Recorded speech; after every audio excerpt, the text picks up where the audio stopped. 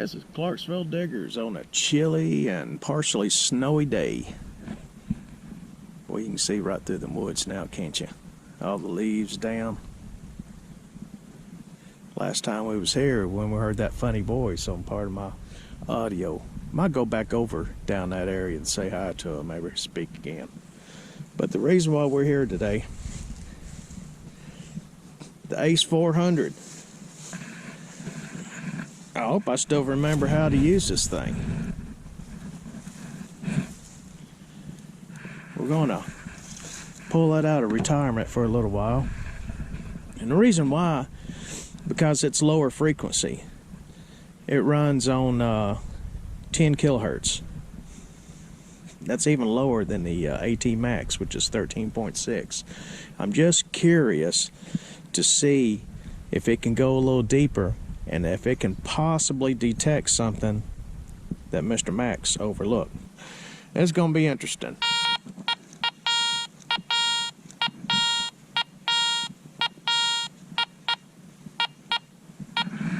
Getting an 84, a slight pinging on it.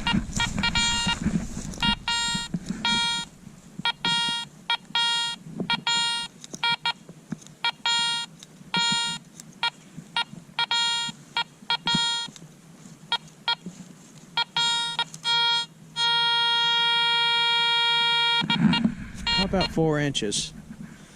Could just be a pull tab or something, maybe a piece of foil. But there's a slight pinging that kept coming in, so we're gonna try it. We're gonna see what we can find. Okay, folks, what's going on here? What is it with these lower frequencies? As you see, right over there is where I found that gold watch. Found some Union overcoat buttons over here. All in this area was nothing but iron parts of the wood cook stove. Right in here is where that wagon was hit. Right over there is where I found the cannonball frag and part of the parrot shell, the base ring and the parrot shell. I've been all over this area. I pounded and killed it with the AT Max. And I love my AT Max, and I'm not putting it down. That's a fine machine. But about 4 inches down, I almost thought for sure I just about had a breastplate. I thought, what? I still don't know what it is. The way that's thick, it looks like that was some kind of a weld.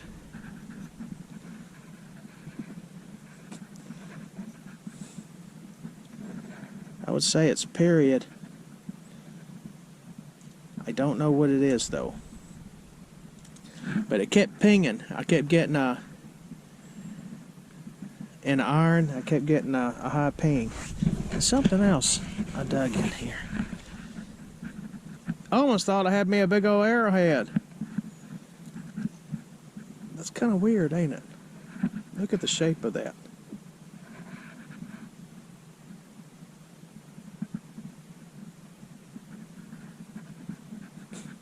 Could somebody been trying to make one at one time?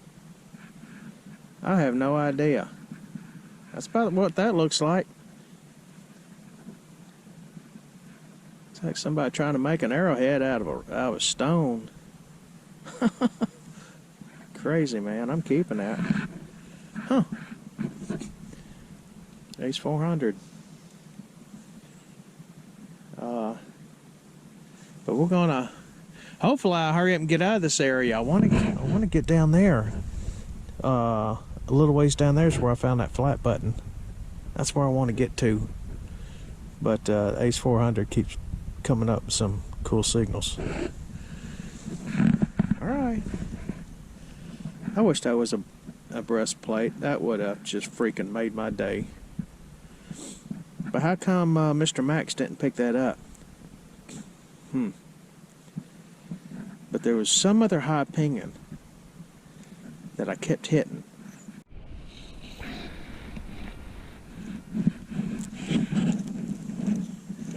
I've hit this area many a times. I'm coming up in the high 80s. Only 2 inches down.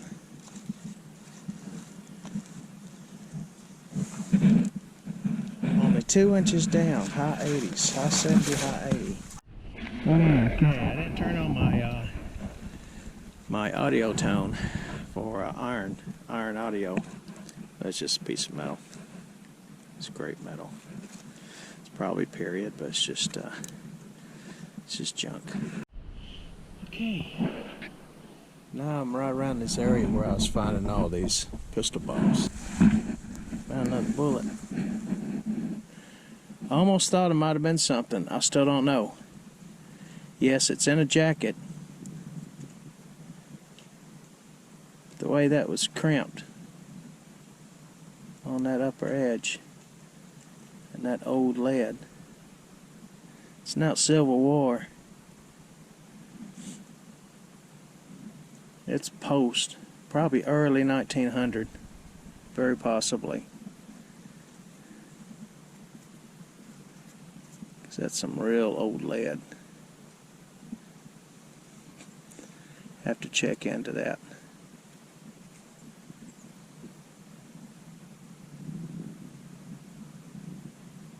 You can see the rifling marks.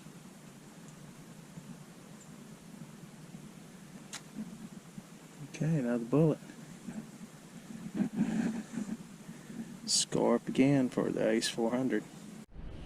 By the way, a little info on that last bullet.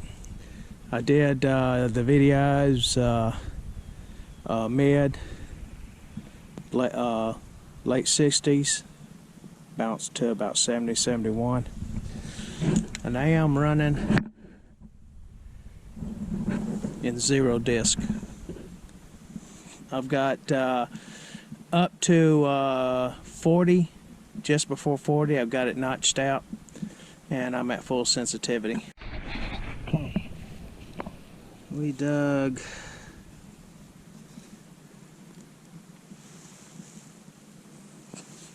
about 8 inches down. I almost thought that was a button.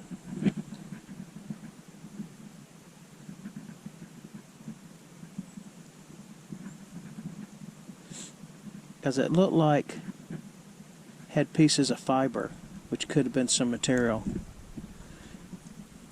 Then again, the way that is sticking up there,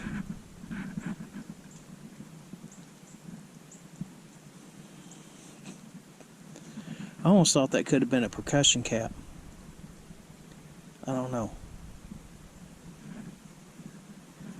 There was a lot of iron that was built around this. I'm going to try to separate some of that. But I can see a little bit of green there. There's some brass.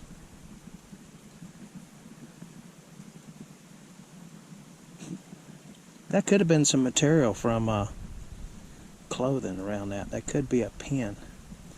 That could be an old brass button. Got it deep though. Almost dug to China. Huh. 10 kilohertz, folks. Yeah, baby! Guess what? The Ace400 just found. About 4 inches deep. Look at that, look at that, look at that. First 3-ringer.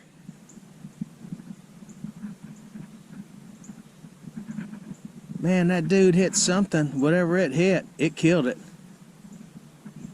That's a 3-ringer, folks. That's heavy too. That's a heavy bullet.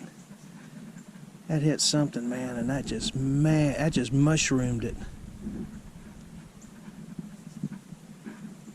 First 3-ringer. We found that that crushed, that mushroomed Sharp's carbine.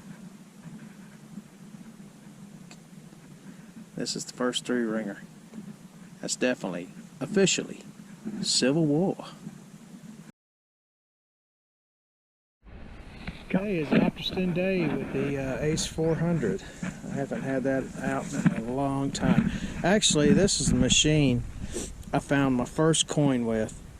This is the machine that started Clarksville Diggers. As soon as I got it, I took it out front, and it was probably about 8 feet from the front steps in the ground. And I do believe it was about 8 or 9 inches, and it detected it, and it told me exactly what it was. It was a quarter. So that was pretty cool. It's kind of nice to know it's still working. Uses stock coal. So there's still hope, you know, for Garrett Ace400s out there. They run, as I said before, in the 10 megahertz range, and they do get some depth. Found our Civil War pull tab. And this is, at first I thought that could have been a percussion cap, but no, it's way too thick. This is some kind of a brass button, because I was trying to clean, and when you get looking down around that post, I see green. So there is brass in there. And I found that, what did we have, about 8 or 9 inches. So it was deep. It was deep. The little old brass button. I think I might have found me a J-hook.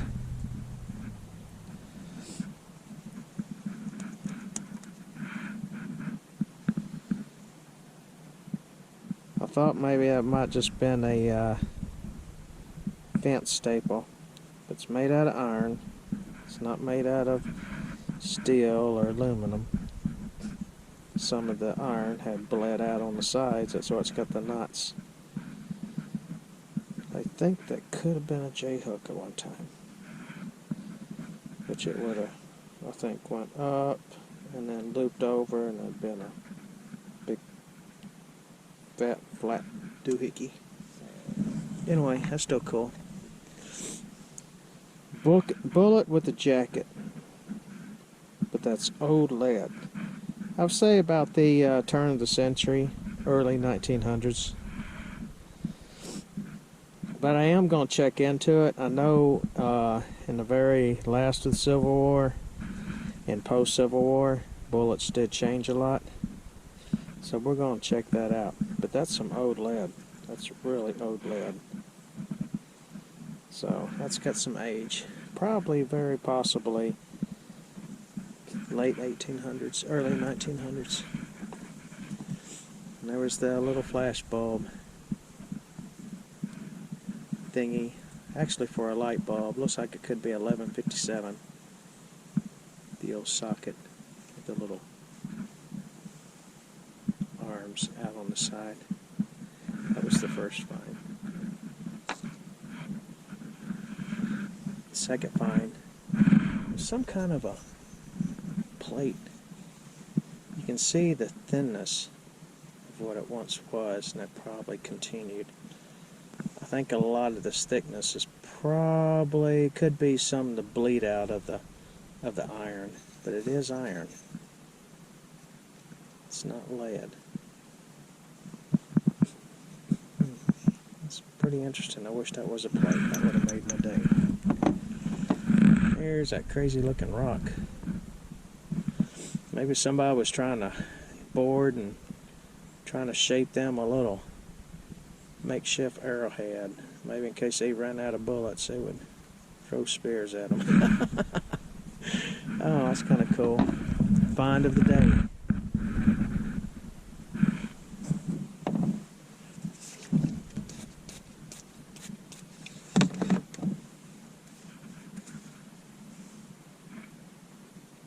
Three ringer. That dude hit. And all of it slid. Looks like a beret. Man, I tell you, I'm going to try to clean that metal, but I doubt if I'm going to see anything, if I could tell it's a Washington Arsenal or anything. The star. So I think everything is pretty compacted in there. but that bullet hit something or somebody. And pretty much whoever it hit, I think he killed it. That's cool. That's cool. First 3-ringer came out of this place. Alright guys, well that's the wrap up, and that was the little field test, but the Ace400.